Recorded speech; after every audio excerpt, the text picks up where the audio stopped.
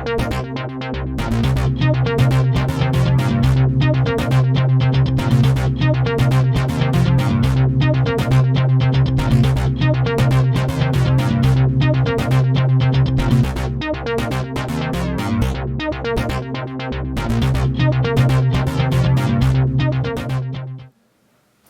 exploración del tórax respiratorio es una exploración que debemos de realizar sistemática. Se debe de hacer en un ambiente cálido, tener una buena iluminación y se recomienda tener una iluminación auxiliar con una lámpara de chicote porque nos permite poner en evidencia con la iluminación tangencial algunas alteraciones de la superficie del tórax. Es importante que el paciente tenga la tranquilidad y la seguridad de que se va a respetar su privacidad, su intimidad. De manera que aconsejamos tener la puerta cerrada, el explorador debe de estar enfrente del paciente y la paciente, en la medida de lo posible, dar la espalda a la puerta. Debe de tener la certeza de que la exploración no le va a causar ninguna molestia y le debemos de explicar en qué consiste. Se recomienda que la exploración se realice con el acompañamiento de un familiar, si es posible, o con una enfermera. Una vez hecho esto, procedemos a hacer la exploración y debemos de tener como exploradores las manos limpias y con una temperatura agradable para no causar una incomodidad en el contacto físico con el paciente. La exploración de tórax. Si el paciente está sentado en una mesa de exploración, se recomienda que el explorador esté de pie. En el caso de que el paciente no se pudiera sentar en una mesa de exploración y estuviera en su cama, el explorador debe de estar sentado en un banco para mantener una altura que le permita realizar la exploración de una manera cómoda. Una vez que el paciente se encuentra sentado en la mesa de exploración, debemos de acercarnos al paciente para tener la visualización completa del tórax. Procurar que no haya contacto físico con las rodillas, porque esto puede incomodar al paciente. La exploración de tórax, como todas las exploraciones, tiene los 4 pasos: inspección, palpación, percusión y auscultación. Vamos a hacer la primera parte, que es la inspección. El paciente había estado protegido con una bata clínica hasta el momento en que nosotros comenzamos la inspección. Nos vamos a fijar en la forma que tiene el tórax, visualizar la cara anterior, las caras laterales, la cara posterior, para poder tener una visión total del tórax. En la inspección es importante establecer referencias anatómicas. Tenemos evidente la clavícula, el hueco supraesternal, el ángulo de Lewis, que es donde se une el mango del esternón con el cuerpo del esternón, el sifoides, que es el límite inferior del esternón, y el reborde costal, que nos permite delimitar externamente el tórax, haciendo la observación de que el movimiento respiratorio desciende y asciende el diafragma, modificando el contenido abdominal. Al estar visualizando la cara anterior del tórax, tomaremos como referencia las líneas, las prominencias y las alteraciones o las modificaciones en la estructura que puede tener esto. Nosotros en este caso tenemos las líneas claviculares, tenemos el hueco supraesternal, tenemos la línea media en donde se aprecia una depresión en la parte inferior del esternón. El pectum excavatum es una variante normal del tórax. Nosotros visualizamos las caras anterior, lateral y posterior en búsqueda de alguna alteración que nos llame la atención. Las líneas referenciales ya mencionadas, que pueden ser también la línea media clavicular que desciende y que cruza con la inserción mamaria. El recuento de los espacios intercostales es otra parte importante que nosotros vamos a registrar en la exploración de tórax. Las líneas convencionales y la identificación de los espacios intercostales son la primera de las partes que nosotros hacemos en la exploración de tórax. En el caso que fuera una paciente femenina, aunque no es el momento, es importante señalar que ninguna exploración de tórax estará completa sin una exploración mamaria. El tórax lo exploramos en reposo y en actividad sugerida, es decir, si yo en este momento quiero hacer un recuento de la frecuencia cardíaca y le pido que respire tranquilamente, él va a modificar su frecuencia respiratoria. En el momento que yo lo distraigo haciendo una maniobra como si fuera a tomar el pulso, él está atento a lo que yo hago y no va a modificar la frecuencia respiratoria. Al momento de hacer el recuento de la frecuencia respiratoria, también voy a apreciar si existe hundimiento del espacio supraclavicular, infraclavicular, si existen tirajes intercostales, si la respiración es rítmica y regular. Al observar el movimiento, nosotros nos fijamos si no hay disociación entre la regularidad y el movimiento del tórax y el movimiento del abdomen. Al hacer esto, de manera sutil, nos acercamos a la cara del paciente para detectar respiración ruidosa, silbidos o algo que nos manifieste algún problema que a la distancia pudiera no ser apreciable. Nosotros entonces ya tenemos apreciado la cara anterior del tórax, hemos descubierto una variante natural, una variante en la conformación y vamos a proceder a buscar las líneas y en el caso de que quisiéramos podríamos hacer el señalamiento con marcajes. El límite superior del tórax a nivel de las clavículas, el límite inferior del tórax tomando como referencia la parte inferior del esternón, siguiendo los rebordes costales y continuando con la parte posterior hasta el nivel de la séptima vértebra torácica, que es el límite inferior externo del tórax.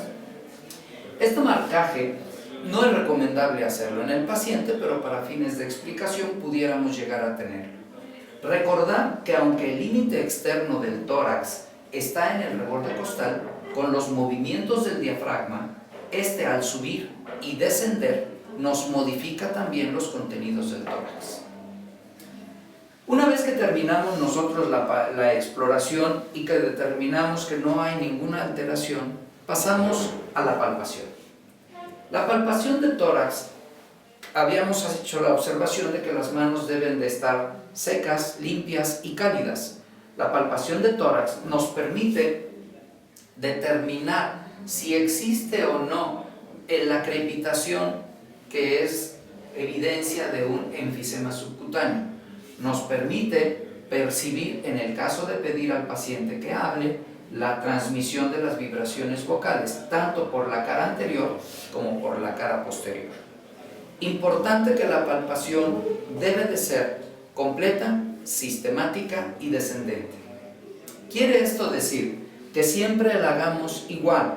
Comenzar haciendo la palpación comparativa a uno y otro lado del esternón, descendente, completa, interesando caras laterales y cara posterior. Esta palpación, hecha de una manera dinámica al pedir al paciente que respire, que tosa o que hable, nos permite la transmisión, que en el caso de nuestro paciente con un espesor de la pared de partes blandas reducida es perfecta. Es un poco más difícil en el paciente que tiene un gran panículo adiposo, porque la palpación y la percepción mencionada pudieran dificultarse un poco. La palpación finalmente nos permite que nosotros, al pedir que el paciente inspire profundamente, ver la separación que existe entre los pulgares, tanto en sentido anteroposterior como en sentido frontal, para ver la ampliación y la amplexación. Finalmente, en la palpación nosotros también podemos hacer presión sobre algunos puntos óseos, sobre los arcos costales, la inserción de las costillas con el esternón y las partes libres de las costillas en el reborde costal. Podemos, al hacer la presión gentil, encontrar puntos dolorosos que reflejarían fisuras costales, condritis o alguna alteración. También es importante, una de las patologías que nos podemos nosotros encontrar como problema de dolor torácico sería la fibromialgia, y hay puntos específicos sobre los que podemos hacer presión. Esta presión termina haciendo nosotros la compresión anteroposterior y lateral para determinar la elasticidad torácica. Una vez completada ya la inspección y la palpación, pasaríamos a la percusión. La percusión es una maniobra exploratoria que nos va a permitir delimitar sonoridad y matidez. Si nosotros percutimos sobre la clavícula, vamos a encontrar el vértice pulmonar. La sonoridad es lo que esperamos encontrar. Nosotros seguimos percutiendo, nuevamente insistir en que es completa, sistemática, descendente y comparativa. Percutiendo entre los espacios intercostales, encontramos la sonoridad esperada por no haber alteración parenquimatosa. En el tórax longilíneo, los órganos intraabdominales se encuentran en una posición más baja, dada esa tosis visceral esperada por la constitución delgada y alargada del tórax.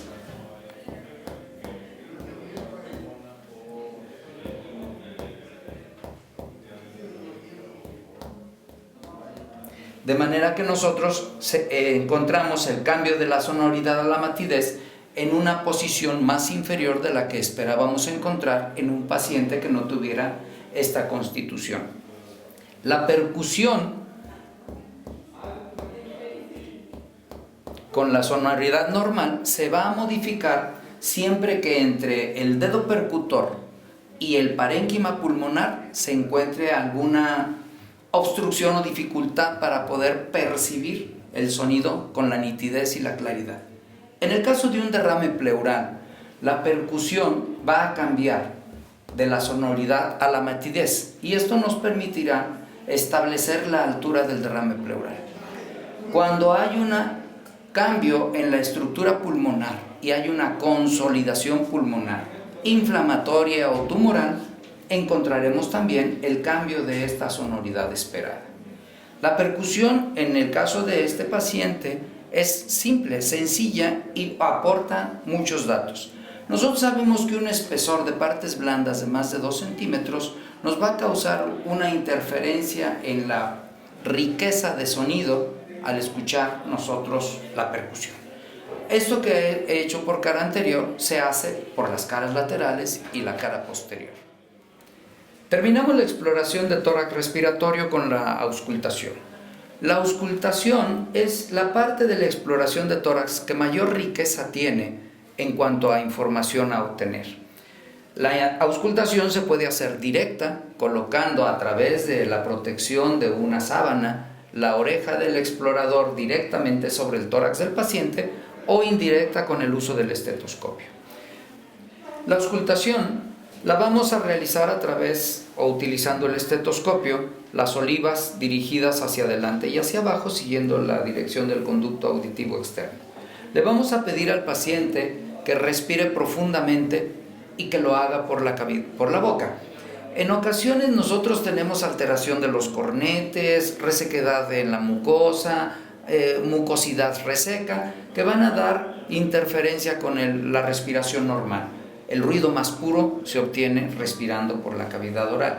Te voy a pedir entonces, por favor, respires profundamente por la boca, tranquilo y profundamente. La auscultación, de nueva cuenta, la vamos a hacer comparativa, completa y descendente.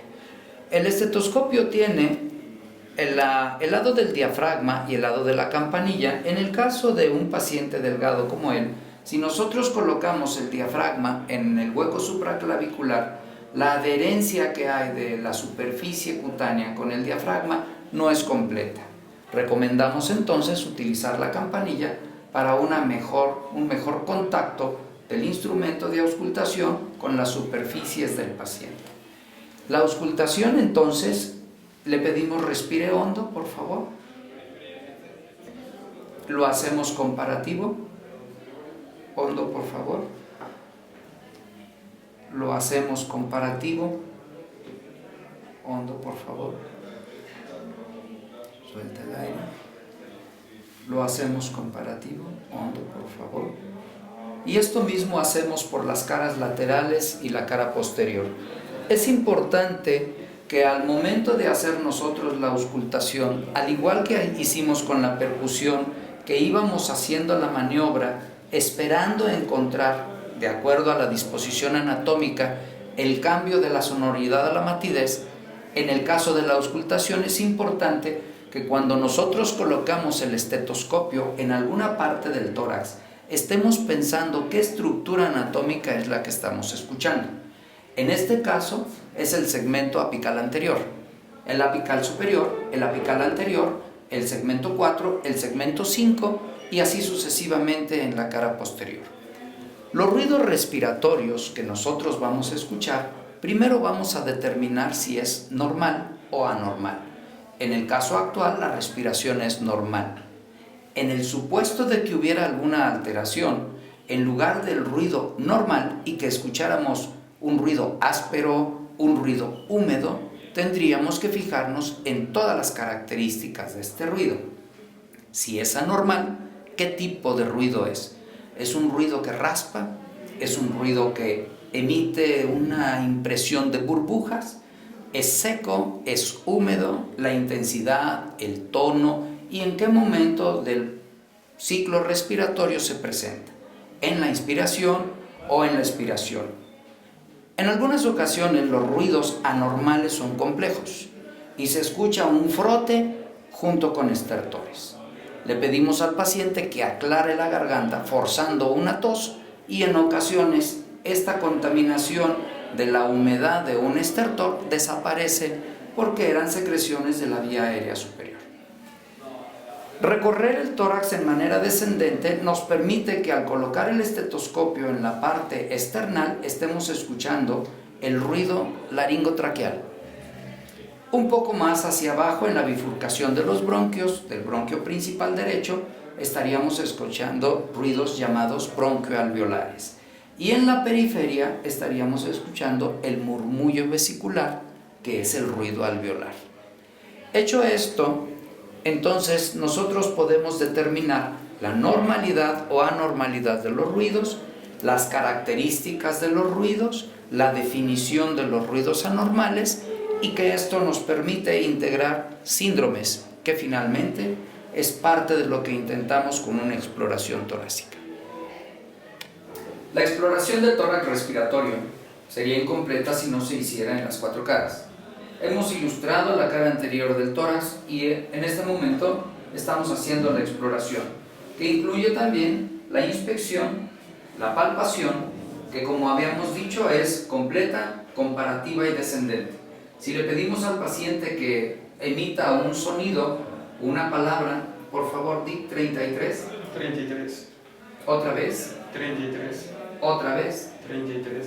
Otra vez. 33. En cada una de las ocasiones que le pedimos que dijera la palabra 33, la palma de nuestras manos percibe la vibración de las vibraciones de manera igual en el lado derecho y en el lado izquierdo. Lo mismo es para la percusión, completa, descendente y comparativa, tratando de delimitar el cambio de la sonoridad a la matidez para poder identificar el diafragma y el contenido abdominal.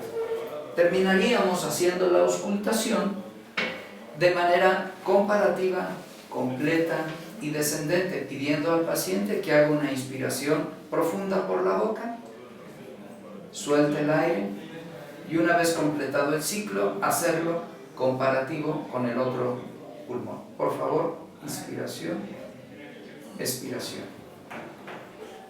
Ya respira normal. Hacerlo de manera comparativa y sobre todo en cara posterior nos permite estar auscultando el lóbulo inferior del pulmón. El lóbulo medio ya lo escuchamos en el segmento 4-5 y el lóbulo superior, apical posterior, apical superior y apical anterior. Este tipo de exploración intencionadamente, haciendo referencia al contenido torácico, nos permite topográficamente identificar en el sitio en donde la auscultación detecte un ruido anormal, saber en qué lóbulo pulmonar se encuentra o hasta en qué segmento pulmonar se encuentra. Esto terminaría entonces la exploración del tórax respiratorio.